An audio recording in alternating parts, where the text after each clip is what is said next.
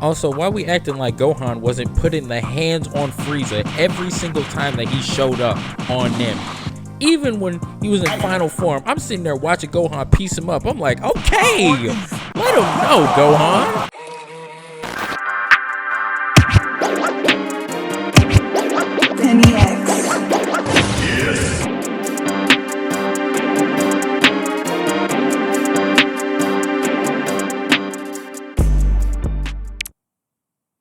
I'm gonna keep it a band. You are about to witness the greatest arc that has ever been conceived in any anime.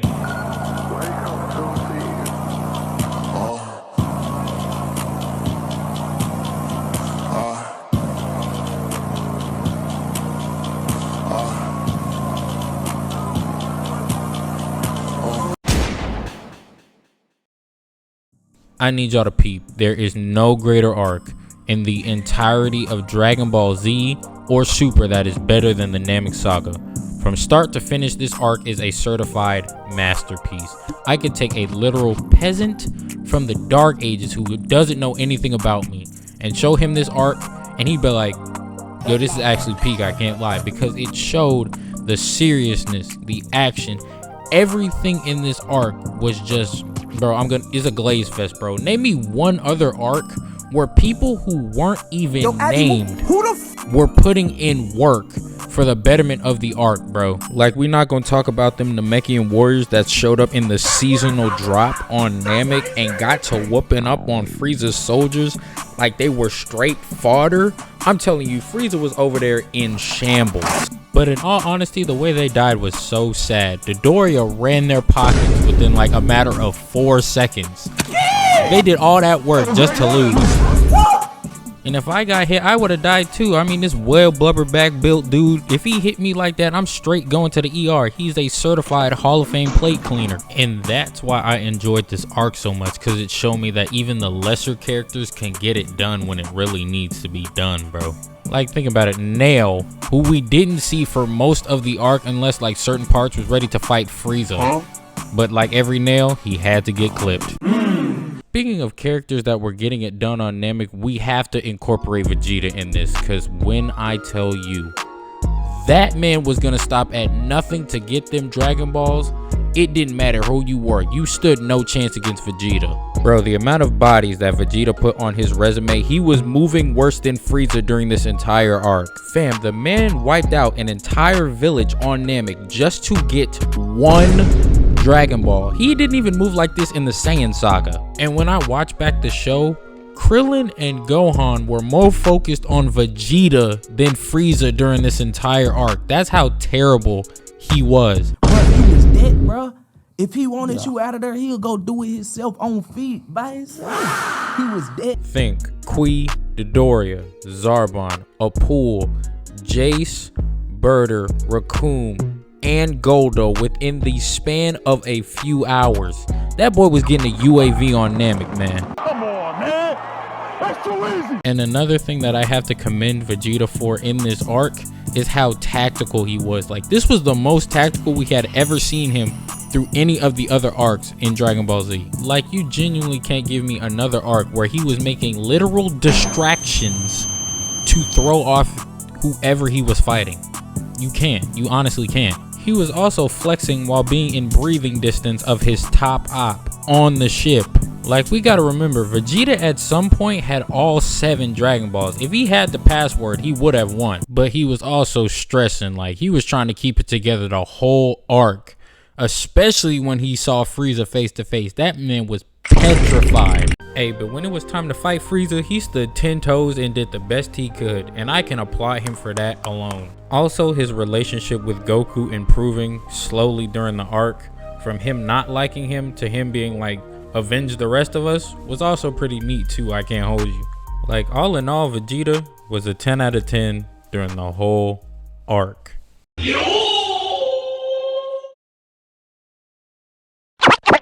On Namek, Gohan and Krillin were moving like straight MVPs. This is their best performance through any arc. They were legit moving like Michael and Scotty in 96.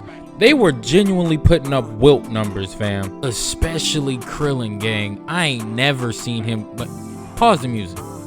This dude had field general on the whole arc. I ain't never seen Krillin orchestrate stuff the way he did in this arc. Now, I know I'm finna have some sweats and bots talking about some... Well, actually, Krillin wasn't that useful during the whole arc. Clearly, we ain't watched the same show, because the Krillin I know in this arc definitely was. So whose idea was it to go get Gohan the latent power unlocked? Krillin's. Guess whose idea it was to go get the literal password for the Dragon Balls from Dende? Krillin. Don't act like Krillin wasn't putting up a LeBron-esque performance through this whole arc. The slander that y'all be giving him is so unwarranted, and I won't hear it, bro. Now, if we want to talk about Gohan, he was a generational talent throughout this entire arc. The definition of whatever it takes to get it done, I'm going to do it. This man was so down that he was willing to run the hands with Vegeta, of all people. Also, why we acting like Gohan wasn't putting the hands on Frieza every single time that he showed up on Namek? Even when he was in final form, I'm sitting there watching Gohan piece him up. I'm like, okay, let him know, Gohan. Mind you, Lil Jit is a 5-year-old and he's moving like this. You have to give him a standing ovation, because in Super, he was never moving like this. Especially that fight versus Raccoon. Gohan solidified himself as the best character in the whole arc just from that fight. The fact that he wasn't gonna give up when he's a 5-year-old just amazed me. That's what I'm talking about. But then you also kind of have to remember that he's fighting against grown men as a 5-year-old. Is that legal? Krillin and Gohan were moving like 07 Brady and Moss, bro. You couldn't stop him. You really couldn't. Now, ladies and gentlemen, I want to talk about the D1 aura farming legend himself, Piccolo. Now, does Piccolo do a lot in this arc? I'm not gonna lie, not really. But like, is he still one of the coolest characters in this arc? 100% absolutely. Now, that fight versus second form Frieza, matter of fact, let's not even talk about the fight. Let's talk about the pull-up that he had against second form Frieza.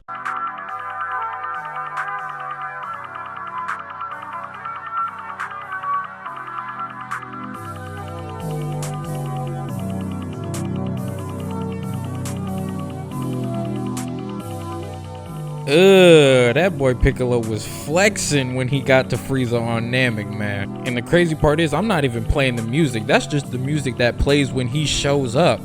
He be aura farming on a different level. I mean, just look at him. Now, let's not get it twisted. The way Piccolo was handling Frieza in this fight, I'm sitting here thinking, what we need Goku for? Piccolo just finna handle this by himself and we gonna call it a day.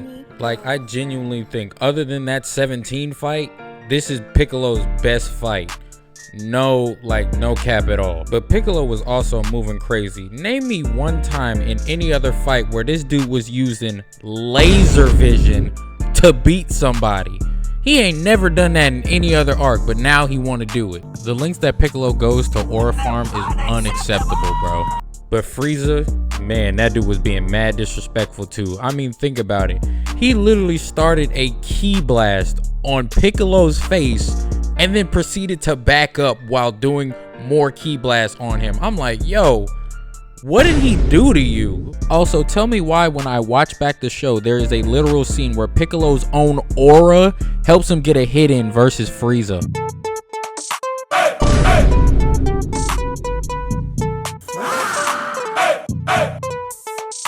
Leave me alone! Bro, get this nonsense off of my screen, bro. I ain't trying to see this. Now it is time to talk about that dude, man. Frieza. Gang, there was never a more feared character in all of DBZ than Frieza when he first showed up on Namek. King Kai was on the verge of having a stroke. At the mere mention of Frieza's name, he was so scared. King Kai ordered Goku not to go to Namek. Fam, the whole point of going to Namek was to get the Dragon Balls to resurrect everybody. So King Kai would have rathered everybody stay dead if it meant Goku didn't have to fight Frieza on Namek. That dude Frieza was on a different level. I mean, think about it. Krillin and Gohan were scared by his presence alone. Like, he was just straight up evil and ruthless. The man killed his own subordinate just to prove a point to his other subordinates. That man had friendly fire on and still didn't care. And that's what made him such an iconic villain, because he's genuinely a villain for the love of the game. No other reason. Y'all remember how I said he was disrespectful? Fam, when he was fighting Goku, he literally told him, I won't use my hands, and he ended up getting a lick in. Also, Frieza was talking heavy during this whole arc. You could have sworn that he was black. I mean, in a sense, he technically is. Man, So you can see why he was talking so much trash in this arc, man. Like, fam, when he impaled Krillin, he said, whoop-de-doo, ride him, cowboy. I'm sitting here like, nah, we can't let him get ref. Please do something. And you want to talk about hating? I ain't never in my life seen somebody, other than Reverse Flash, I ain't never seen somebody hate to this extent. He hate on the subatomic level. He was openly calling Vegeta and Goku dirty Saiyans, monkeys. Him and Tobirama would get along perfectly. And how he massacred Vegeta when they fought. You could have sworn that Vegeta had Frieza's rent money and he wasn't paying him. And he literally told Gohan, Piccolo, and Krillin, y'all can jump in and help him if y'all want. Dog, what? If that was me, yo, Frieza, with that pay looking like my dog, I'll join you. Also think, he outclassed Vegeta so much that Vegeta started crying.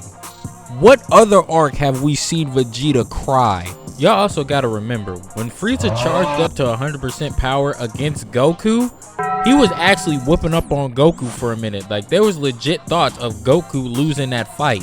Fam, I'm sitting there in agony watching Goku get whooped. I'm over here like, no, why can you do that? That's my guy. Yeah, but all in all, this was the best iteration of Frieza that we had ever seen. Why couldn't Super do this? I don't know. But now it is time to talk about the GOAT of this entire arc.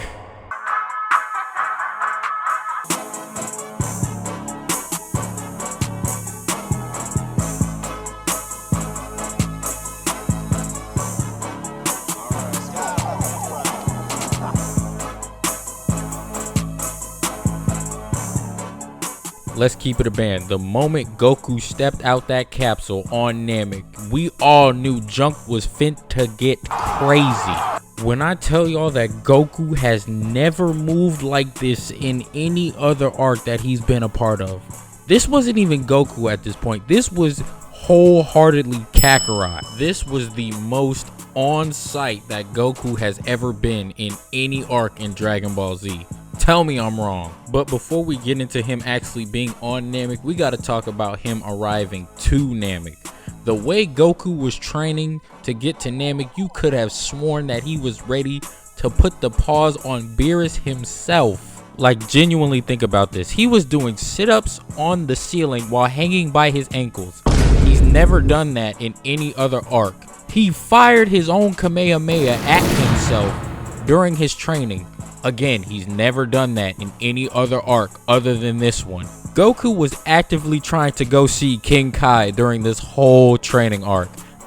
You can't tell me otherwise. You can't. You know what else is crazy to me? That Goku's willing to do all of this and still not work a regular 9 to 5. Gang, what are we doing? That boy Goku saw them Diamond Gym videos and was like, yeah, I need to get on that. If Goku trained like this for the Cell games, there would have been no reason for Gohan to go Super Saiyan at all. He ain't lying. But this is when Goku's training was at its peak, because Goku could have taken the most unathletic individual on Earth and turned them into prime Ronnie Coleman within the span of 2 hours. Now, when he gets to Namek, fam, the way that he disrespected the Ginyus when he got to Namek needs to be put in a Hall of Fame capsule on the most disrespectful moments in all of anime, bro. What Goku did to Raccoon was anime disrespect 101. Peep, Goku walks up to Raccoon, no talking, straight business. What does Raccoon do? Raccoon get to yapping. I'm not gonna lie, gang, we are not hearing what you're saying right now. Raccoon proceeds to blitz Goku. Goku teleports behind the two dudes that had nothing to do with this altercation and proceeds to tell them, yeah, y'all better get out of here before I really put the pause on y'all. This y'all last chance. If this monster has the unmitigated gall to teleport behind me and say, you better get out of here, I'm becoming a Z fighter at that moment. There's nothing you can do to change my mind. So Raccoon gets back to yapping about his power or whatever, and Goku is straight mewing at this point. He lets Raccoon power up. The next thing you know, this dude puts an elbow to Raccoon's belly and he's down for the count, tooted up. Crazy. But if we keeping it real, Jason Berta got disrespected way worse than Raccoon did. Goku was unfazed by both of them flying past him. He dodged both of their attacks at super speed to the point where he looked like he was standing still. He gave Jace a left hook to the nostril while he was in mid-conversation, and he held Berta up like he was a Super Bowl trophy. This Goku was the epitome of, I'm going to beat you, and not only that, I'm gonna disrespect you while I'm doing it too. Namek Goku is the best Goku ever. But let's be for real, this arc would not be the masterpiece that it is without Goku versus Frieza. And I'm about to go over the majority of the fight, so strap in for this, because this is legit the best anime fight of all time. Just gonna come out and say it. Now, the first thing that we got to talk about is the absolute violation that Goku received from Frieza during his fight on Namek. Goku has never in any fight that he's been a part of after this been disrespected this horribly. This junk was worse than listening to Prime Machine Gun Kelly. He was getting whooped like this was a Caleb City skit. I'm not gonna hold you. Yeah, but in all honesty, this entire fight, they were going hit for hit. Something that French Montana cannot relate to. But in all honesty, Goku was also doing everything within his conceivable power to try to win this fight. Think about it. The double Kamehameha, the Kaioken times 20, even the Spirit Bomb. He was doing whatever it took to finally beat Frieza. Also, another thing, why were they aura farming so much in this fight? I don't, like, just take a look at this. Like, gang, that's crazy. They were fit checking and hand checking each other at the same time. But one thing we all know is that this fight don't really start until Krillin dies. Because after he dies, we get potentially one of the greatest moments in anime history.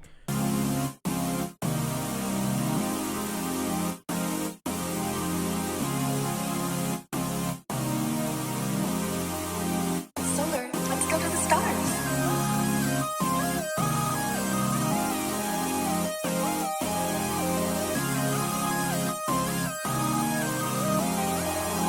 Projects.